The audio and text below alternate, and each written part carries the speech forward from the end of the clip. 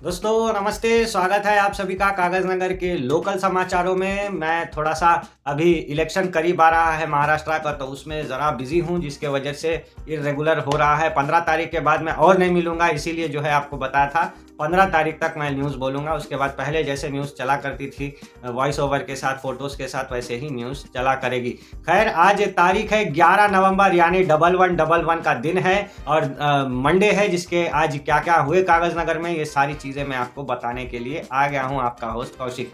तो दोस्तों, इससे पहले की न्यूज़ की शुरुआत करूँ, आइए आपको बता देता हूँ आज की वेदर अपडेट। दोस्तों, आज बहुत ज़्यादा गर्मी नहीं थी, ज़्यादा तेज़ धूप नहीं थी, सिर्फ 31 डिग्री टेम्परेचर आज मैक्सिमम था।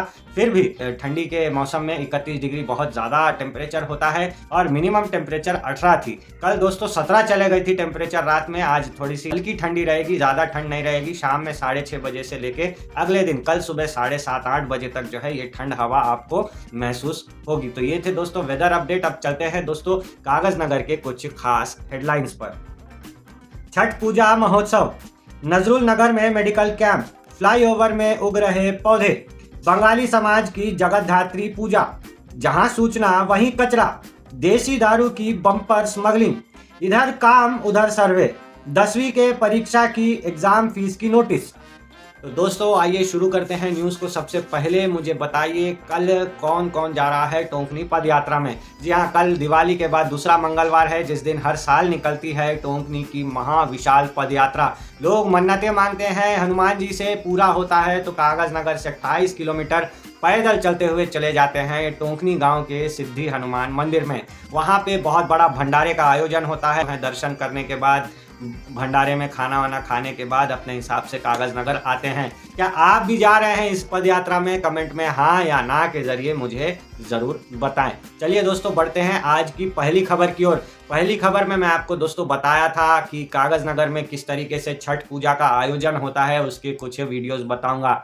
मैं और मेरे साथी बड़े जर्नलिस्टों ने, मेरे बड़े सीनियर जर्नलिस्टों ने काफ़ी अच्छे से जो है छठ पूजा के वीडियो को जो है संजोने की कोशिश की है। हमें कुछ हमारे मित्रों ने भी फ़ोटो वगैरह भिजाई हैं और जिसके द्वारा हम आपको कागज़ नगर की छठ पूजा के ये दृश्य दिखा पा रहे हैं। आप अगर चाहें तो कागज़ नगर के बाहर जो आपके रिश्तेदार हैं उन तक इस वीडियो को शेयर करके बता सकते हैं कि कागज़ नगर में किस तरह की छठ पूजा मनाई जाती है। आप लोगों को पता ही है दोस्तों, कागज़ नगर में एसपीएम के अंदर बाहर हर जगह कागज नगर के अंदर हिंदी भाषी लोग बहुत ज्यादा हैं।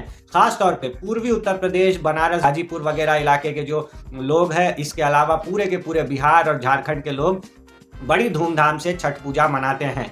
इस पूजा में दो चीजें बहुत खास देखने को मिलती हैं दोस्तों। पहली चीज कि जितने भी लोग हैं सब एक साथ इस पूजा में भाग लेते हैं, कोई जात पात की यहाँ पे जो है ऊंच नीच नहीं होती।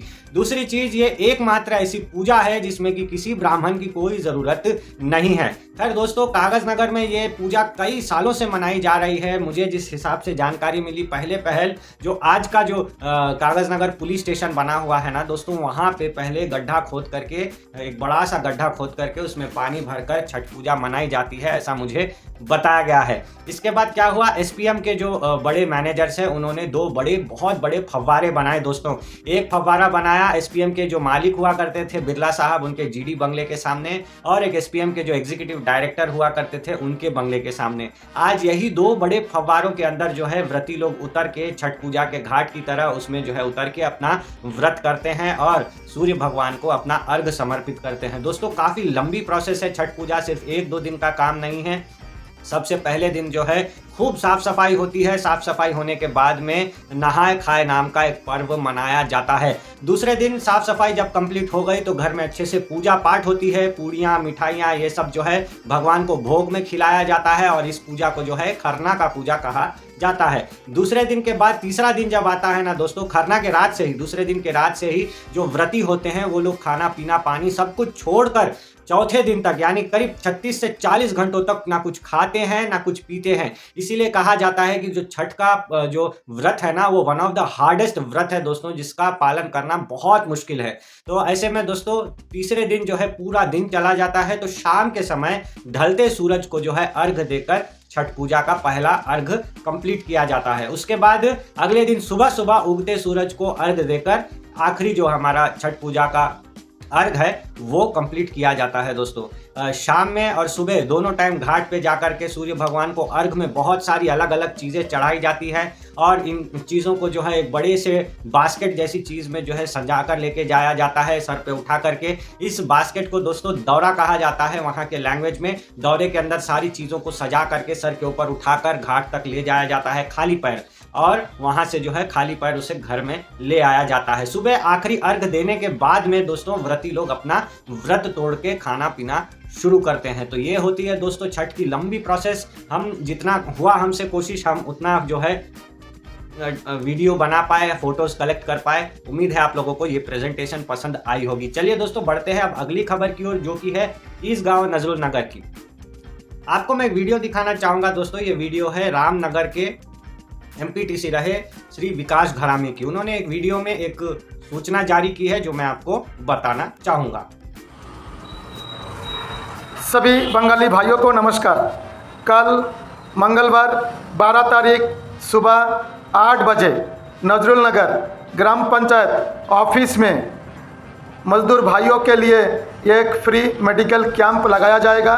इस फ्री मेडिकल कैंप में सभी मजदूर भाइयों का फ्री में इलाज किया जाएगा और सभी मजदूर भाई अपने अपने लेबर कार्ड साथ में लेके आना, तभी जाके आपका फ्री इलाज किया जाएगा। ये सरकार के ओर से मजदूर भाइयों के लिए फ्री मेडिकल कैंप बिठाया जाएगा और अपने अपने फ्री इलाज किया जाएगा, मेडिसिन दिया जाएगा। हर प्रकार के बीमारियों का इलाज करेंगे फ्री मेडिकल कैंप में।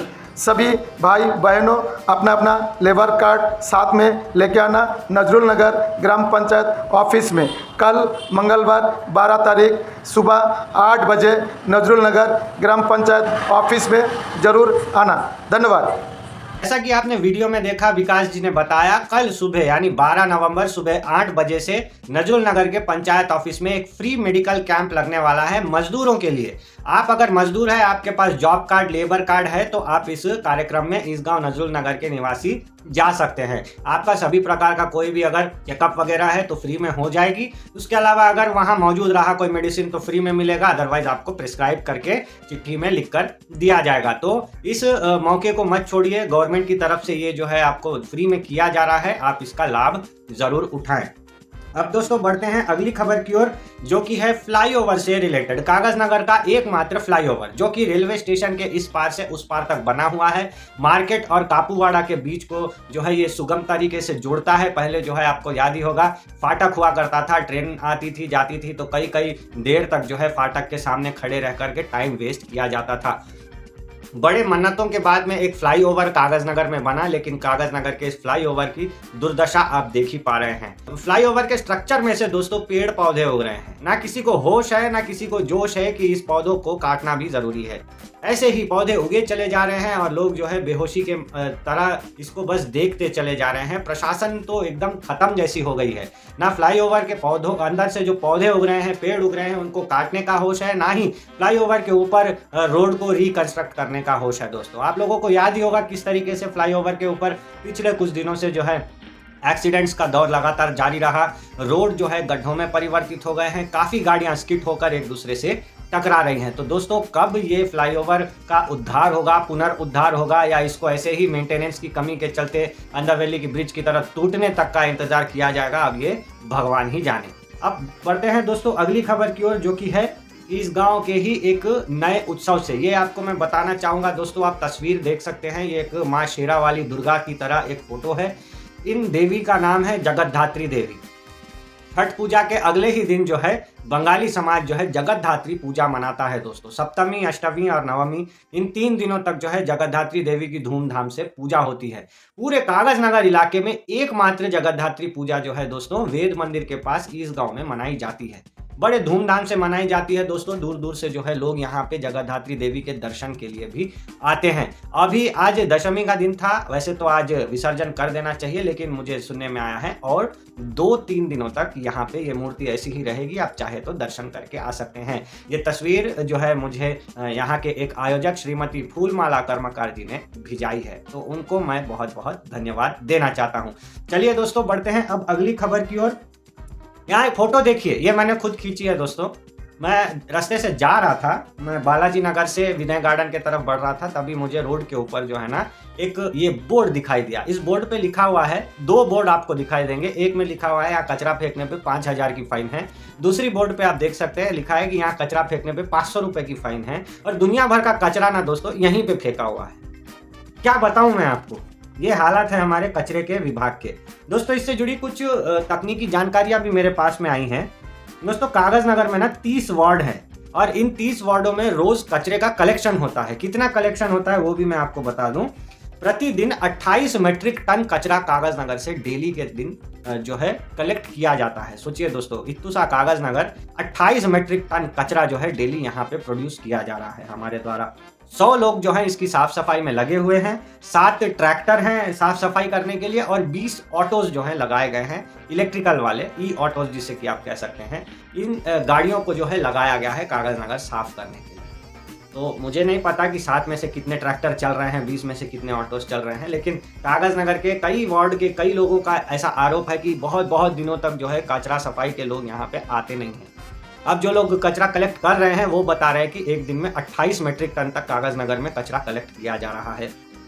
और कई ऐसे इलाके हैं जहाँ कलेक्शन नहीं हो रहा है। तो मेरे हिसाब से कम एक दिन में 35 से 40 टन मीट्रिक टन तक जो है कचरा कागज नगर में प्रोड्यूस हो रहा है हमारे द्वारा। तो ये एक सोचने वाला विषय है दोस्तों। अच्छा, लोग मुझे ये बताते हैं कि एक्चुअली स्वच्छ भारत अभियान का फंड जो है कचरा सफाई के लिए हर शहर को मिलता है, कागज नगर को भी मिलता है।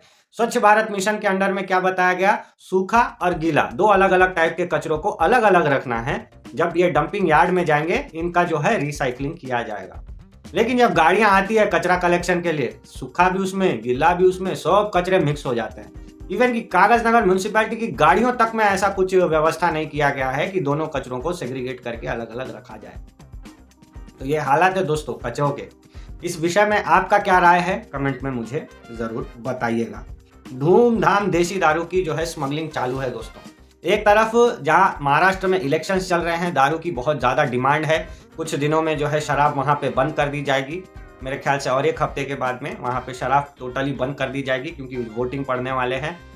लेकिन यहाँ पे जो है कागज नगर में भी दोस्तों देसी दारू की बम्पर डिमांड शुरू हो गई है। मुझे तो ये भी सुनने में मिला है कि ना सिर्फ कागज नगर में देसी दारू बिक रहा है, लेकिन मंचिरियाल में भी, आसिफाबाद में भी और कहाँ हमारे कागज नगर से लोग देसी दारू पकड़ के ले जा रहे हैं। मतलब महाराष्ट्र से यहाँ का देसी दारू आ रही, यहाँ से बाद में जो है भारी सप्लाई बाहर के तरफ जा रही। देसी दारू की एक आपको 2 क्वालिटी बता दूं दोस्तों। एक तो बहुत जल्दी ये चढ़ जाती है, ज़्यादा पीने की ज़रूरत नहीं है। इत्तू सा एक 90 ml का बॉटल मिलता है, वो अगर पी लिए तो बहुत ज़्यादा चढ़ जाती है। दूसरी चीज़ क्या है बोले तो, जो हमारा देसी दारू है ना वो बहुत सस्ता होता है। शराब आप लोगों को पता ही होगा 150-200 रुपये से कम का नहीं होता। छोटा भी हो तो 100 रुपये का तो होता ही है, लेकिन देसी दारू 30-40 रुपये में महाराष्ट्र में अवेलेबल है। उसको कागज नगर ला के 50 रुपये 70 रुपये तक में बेच रहे हैं। तो सस्ती भी है, जल्दी चढ़ती भी है, इसीलिए देसी दारू की भारी डिमांड भी है। लोग कहीं से भी करके इसको स्मगल करने की कोशिश कर रहे हैं। बस के अंदर लेके आ रहे, ट्रेन के अंदर लेके आ रहे, बाइक के ऊपर लेके आ रहे, कार के अंदर लेके आ रहे। कल तो एक नया केस देखने को मिला दोस्तों, एक केस टोंकनी के पास ही मिला। पेनगंगा में ये लोग नाव के अंदर भर के लेके आ रहे। ब्रिज पे चेकिंग होती इसीलिए। हाँ, अभी तो इलेक्शन है, भारी चेकिंग तो चालू है, इसीलिए क्या कर रहे हैं ये लोग, खेत तक लेके आए, खेत में नाव में लोड कर रहे, नाव से फिर दूसरे खेत पे लेके जा रहे, वहां से फिर अनलोड करके ये लोग बांटने का काम कर रहे हैं दोस्तों। तो जैसी स्मगलिंग क्या बोलना मैं आपको, आप फोटो में देख ही सकते होंगे। कम से कम एक 2,500 से 3,000 बॉटल दोस्तों देसी दारू की पकड़ी गई। और ये हमारे डीएसपी साहब जो है रामानुजन जी ने इस स्मगलिंग चल रही थी इसको रंगे हाथों पकड़ लिया है। ये है शराब का नशा। अब बढ़ते हैं दोस्तों अगली खबर पे। हाँ, सर्वे चालू हो गया, आप लोगों को मालूम ही होगा। बहुत टाइम ले रहा सर्वे में, क्योंकि 75 क्वेश्चंस पूछे जाने हैं। ये महीना पूरा खींचेगा सर्वे चलने में। तो लोग जो हैं सर्वे में अभी भाग ले रहे हैं। जो घर पे आ रहा है इन्यूमरेटर, उनसे जो है बातचीत हो रही है, उनके सवालों का जवाब दे रहे हैं। खास तौर पे इन्यूमरेटर जो है कास्ट के बारे में ज़रूर पूछ रहे हैं। मैं आपको ऑलरेडी बताया था कि इसी के साथ में कास्ट वाइज सर्वे भी कर दी जाएगी। तो कितने जाति के कितने % लोग हैं सब मालूम हो जाता।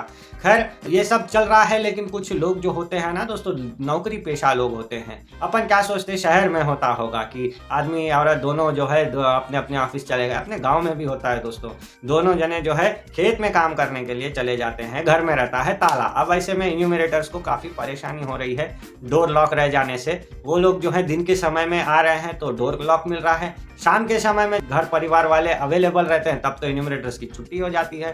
तो ऐसे में क्या होगा सर्वे का, ये देखना जरूरी है। एक दो केसेस नहीं दोस्तों, हजारों हजार ऐसे केसेस मिल रहे हैं जहां पे इन्यूमरेटर्स बोल रहे हैं कि डोर लॉक रहने से काफ़ी परेशानी का सामना करना पड़ रहा है उनको रिपोर्ट बनाने में। देखते हैं क्या होगा। अच्छा, और एक छोटी सी आपको बात बता दूं, जिनके बच्चे 10th क्लास में हैं उनके एग्ज़ाम फीस की जो है डेट आ गई है। आप लोग अगर 10th क्लास का एग्ज़ाम लिख रहे हैं, आपको अपने स्कूल में जा करके एग्ज़ाम फीस भरनी है। एग्ज़ाम फीस की टाइमिंग जो है शुरू हो गई है। जितना अच्छा भर देंगे, पहले भर देंगे, उतना अच्छा रहेगा। तो दोस्तों ये थे कागज़नगर के लोकल समाचार। मिलते हैं कल अगले वीडियो में, तब तक इजाज़त दीजिए मुझे। नमस्कार।